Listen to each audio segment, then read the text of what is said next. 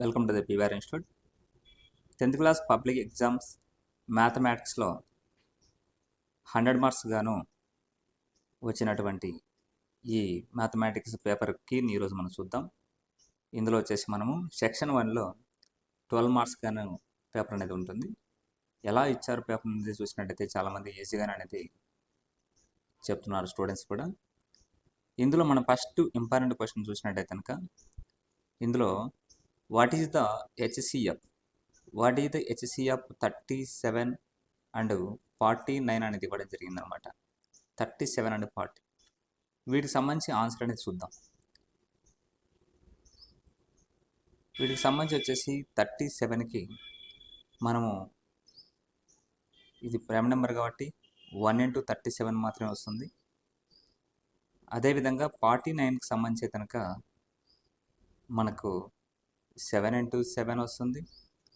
అదేవిధంగా 1 × 49 వస్తుంది.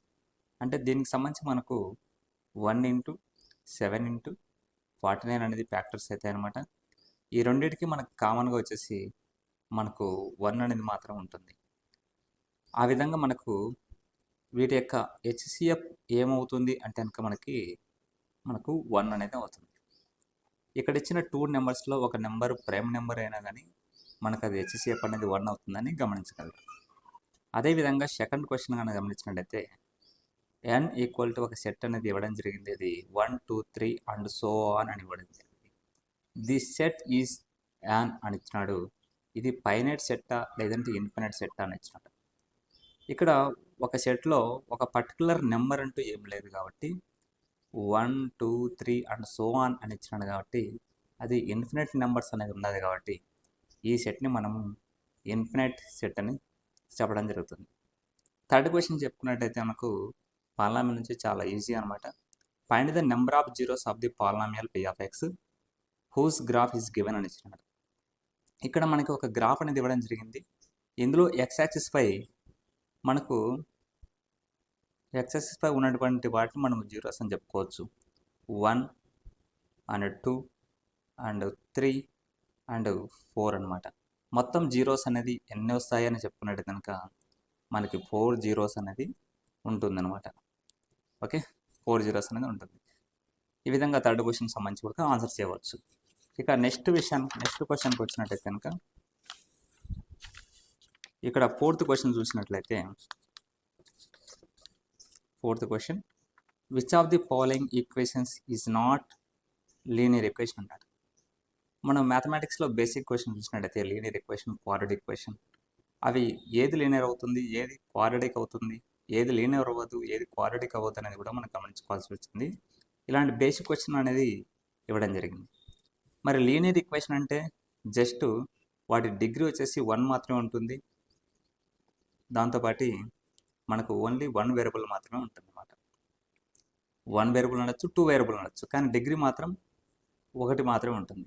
ఒకవేళ డిగ్రీ 2 ఉన్నట్టయితే అది క్వాడ్రాటిక్ అవుతుంది. ఇక్కడ ఇచ్చిన first option and second option and last ఆప్షన్లో ఎక్స్ వై అనే వేరియబుల్స్కి సంబంధించి ఓన్లీ డిగ్రీ 1 మాత్రం ఉంది. కానీ ఆప్షన్ సిలో మాత్రం చూసినట్టయితే ఇక్కడ వై అనే వేరియబుల్కి డిగ్రీ అనేది 2 ఉంది. కాబట్టి ఇది ఒక క్వాడ్రాటిక్ ఈక్వేషన్ అనేది అవుతుందన్నమాట. కాబట్టి ఇది ఎటువంటి పరిస్థితిలో ఇక్కడ ఇచ్చిన వాటిలో ఇది ఎటువంటి పరిస్థితిలో లీనియర్ ఈక్వేషన్ అవుతుంది. కాబట్టి ఇక్కడ ఇచ్చిన క్వశ్చన్ ప్రకారము ఫోర్త్ క్వశ్చన్కి ఆన్సరు ఏది లీనియర్ ఈక్వేషన్ కాదు కింద వచ్చిన వాటిలో అంటారుగా సి అని ఆన్సర్ చెప్పుకోవచ్చు. ఇది క్వాడ్రాటిక్ ఈక్వేషన్ కాబట్టి మిగతా 3 లీనియర్ ఈక్వేషన్స్. ఇంకా ఫిఫ్త్ క్వశ్చన్ చాలా ఈజీ క్వశ్చన్, స్టేట్మెంట్స్ వైజ్ అని అడిగినాడు అనమాట. ఇందులో మనకి 2x² - x = 5 is a quadratic equation అని ఇచ్చినాడు. ఎస్, ఎందుకంటే క్వాడ్రాటిక్ ఈక్వేషన్లో మనం చూసినట్టయితే మన డిగ్రీ 2 ఉన్నట్టయితే అది ఖచ్చితంగా క్వాడ్రాటిక్ ఈక్వేషన్ అవుతుంది. కాబట్టి స్టేట్మెంట్ 1 అనేది కరెక్ట్ అవుతుంది. మరి స్టేట్మెంట్ 2 అనేది గమనించినట్టయితే general form of quadratic equation వచ్చేసి ax² + bx + c = 0 wear a ≠ 0 అని ఇచ్చినాడు. అంటే ఈ కండిషన్ ఇది క్వాడ్రాటిక్ ఈక్వేషన్కి జనరల్ ఫార్మ్ అనమాట. అంటే ax² + bx + c ఎటువంటి పరిస్థితుల్లో 0 అవ్వకూడదు అనేది ఇది క్వాడ్రాటిక్ ఈక్వేషన్ యొక్క జనరల్ ఫార్మ్. కాబట్టి స్టేట్మెంట్ 2 ఆల్సో రైట్.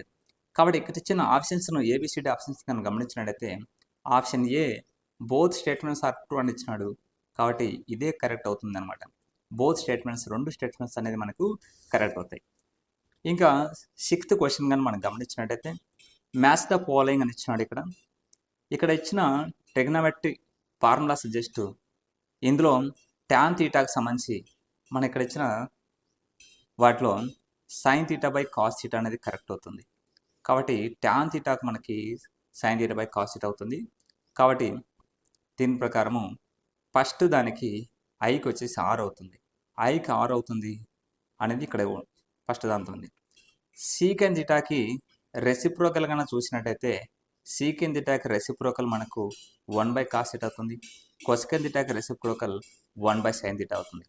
ఈ 3 కండిషన్స్, ఈ 3 ఫార్ములాస్ మనము ఇక్కడ ఇచ్చిన ఆప్షన్స్లో ఎక్కడున్నాయంటే ఇక్కడ ఫస్ట్ దానికి ఇచ్చిన దాంతో అంటే 6వ దానికి మొదటిది option A is right answer అని చెప్పుకోవచ్చు అన్నమాట.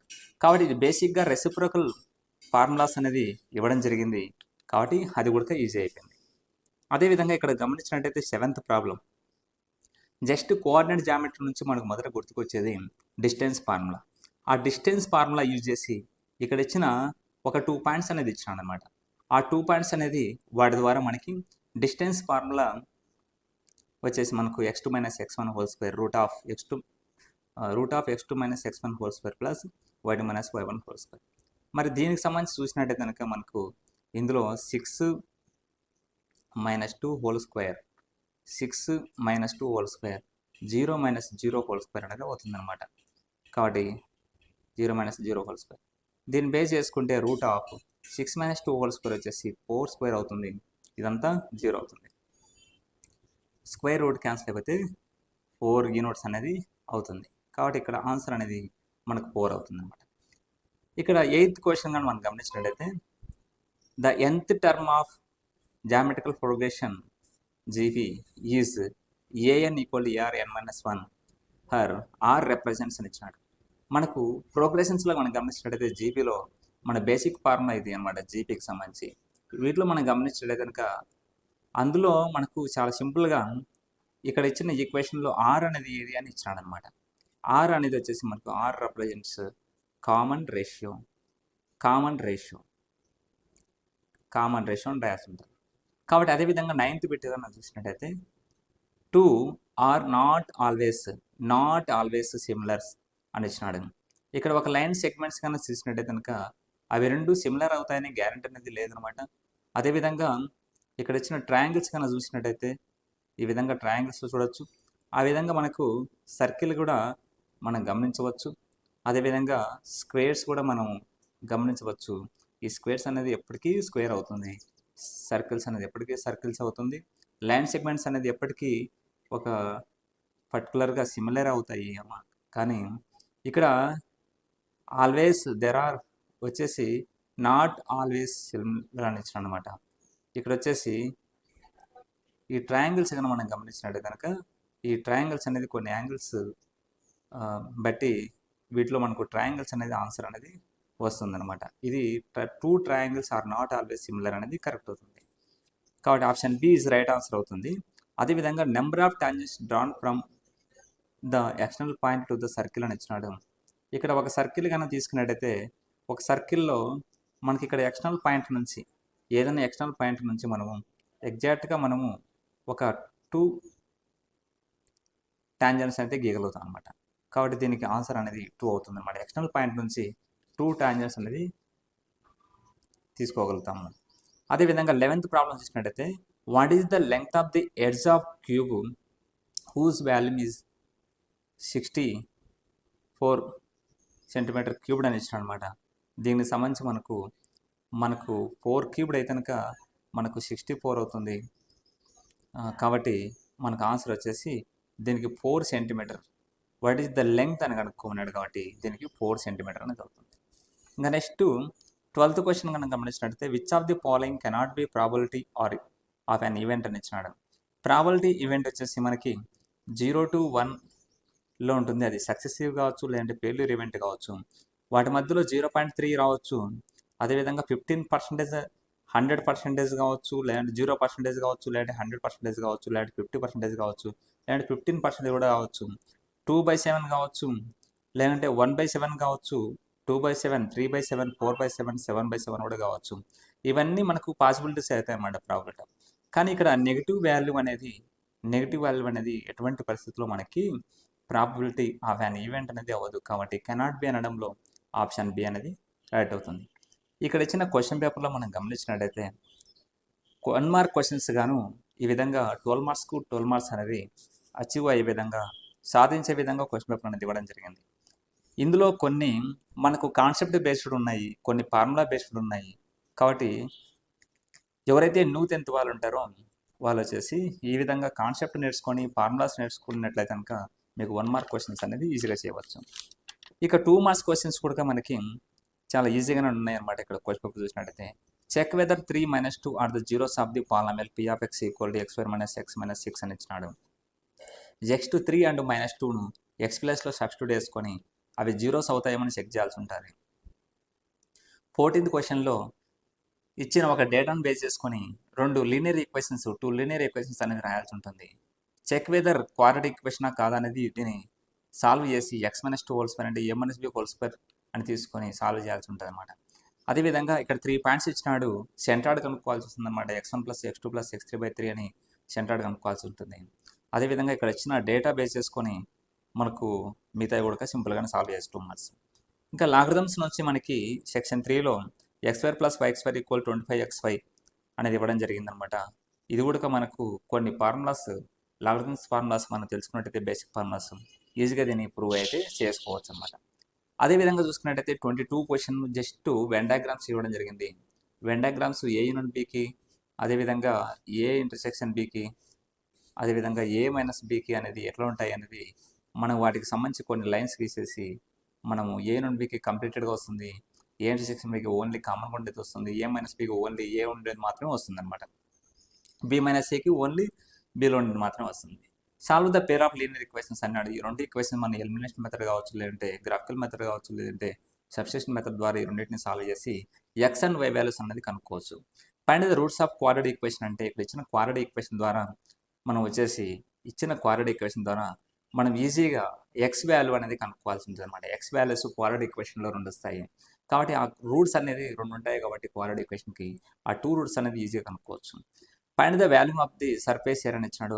Volume of the surface area of the spear అంటే వాల్యూమ్ ఆఫ్ ది స్పియర్ యొక్క ఫార్ములా తెలుసుకొని దాని ద్వారా చేసుకోవచ్చు. సింప్లిఫై 1 - cos θ 1 + cos θ అని ఇచ్చినాడు. దీన్ని అన్నింటిని మల్టిప్లై చేసుకుంటే మనకు ఆన్సర్ అనేది ఈజీగా వస్తుంది. డైస్ ప్రాబ్లం నుంచి ఒకటి 4 మార్క్స్ అనేది ఇవ్వడం జరిగింది సింపుల్గా. అదేవిధంగా right the formula of the median అని ఇచ్చినాడు.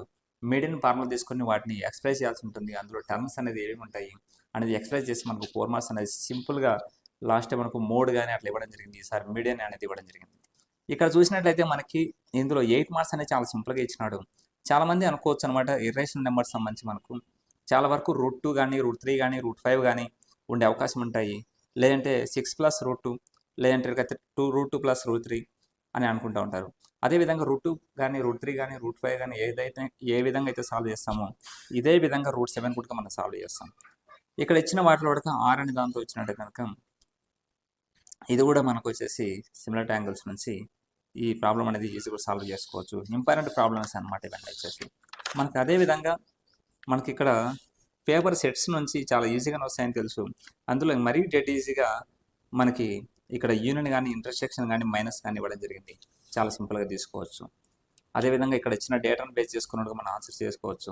ఈ కోఆర్డినేట్ జామెట్రీ నుంచి మనకు ఇది చాలా ఇంపార్టెంట్ ప్రాబ్లం, దీన్ని కూడా చేసుకోవచ్చు. స్టాటిక్స్ నుంచి ఇంపార్టెంట్ ప్రాబ్లం.